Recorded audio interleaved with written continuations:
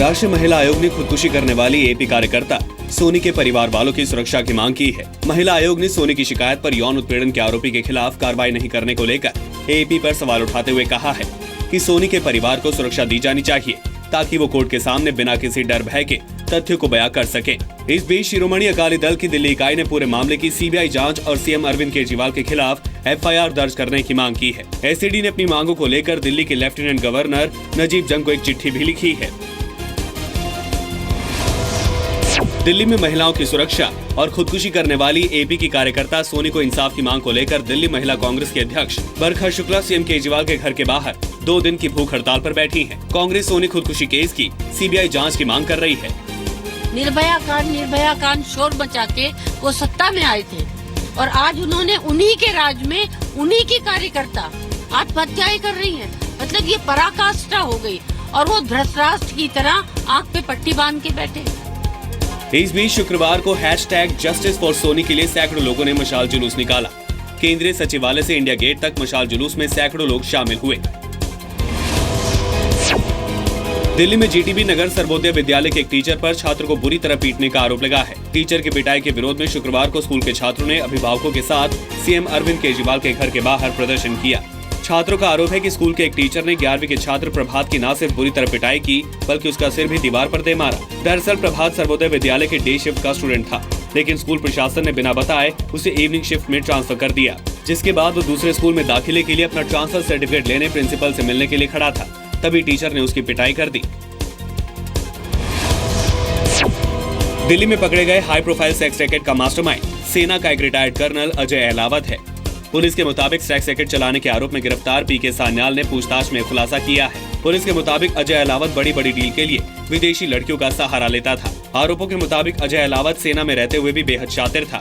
एक कारोबारी को भी करोड़ों रुपए का चूना लगाया था, जिसको लेकर अजय के खिलाफ हौस खास थाने में 2014 में एक एफआईआर दर्ज कराई गई थी। प्राइवेट लिमिटेड कंपनी हमारी थी, वो भी ये भी उसमें थे, साइन भी थे इनके। इन्होंने उसमें से 2 करोड़ रुपए निकाल लिए कैश। दिल्ली पुलिस ने मुखर्जी नगर थाने में तैनात एक ट्रेनी सब इंस्पेक्टर को गिरफ्तार किया है। सब इंस्पेक्टर का नाम दीपक बताया जा रहा है। पुलिस के मुताबिक दीपक एक कोचिंग सेंटर में क्लास कर रहा था। उसी कोचिंग सेंटर की महिला मालिक ने दीपक पर अश्लील मैसेज भेजने और ब्लैकमेल करने का आरोप लगाया है।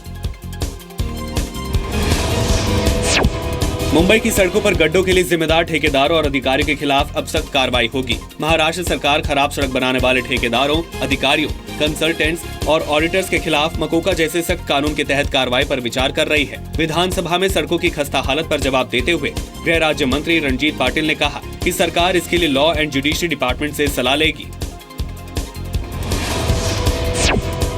डॉक्टर जाकिर नाइक के करीबी और इस्लामिक रिसर्च फाउंडेशन के guest relation manager Arshi Qureshi की पत्नी ने उसे बेकसूर बताया है। कुरैशी पर केरल से लापता हुई मरियम का धर्म परिवर्तन करने और उसे आईएसआईएस में शामिल करने के लिए प्रेरित करने का आरोप है। महाराष्ट्र एटीएस ने कुरैशी की कस्टडी केरल पुलिस को सौंपी है, जो इस मामले की जांच कर रही है। 25 जुलाई के बाद कुरैशी को केरल की अदालत में पेश किया जाएगा, जहां केरल पुलिस कुरैशी की रिमांड बढ़ाए जाने की मांग कर सकती है।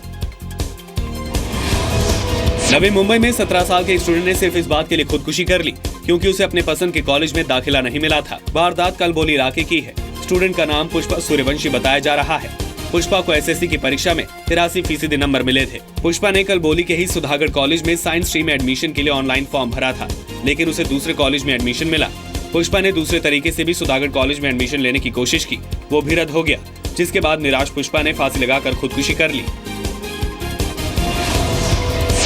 भारतीय नौसेना में 29 साल की सेवाएं देने के बाद युद्धपोत आईएनएस विराट आज मुंबई से अपनी आखिरी यात्रा पर रवाना होगा। मुंबई पोर्ट से आईएनएस विराट को कोची के लिए रवाना किया जाएगा। कोची में विराट के रडार, तोप और इंजन अलग कर दिए जाएंगे।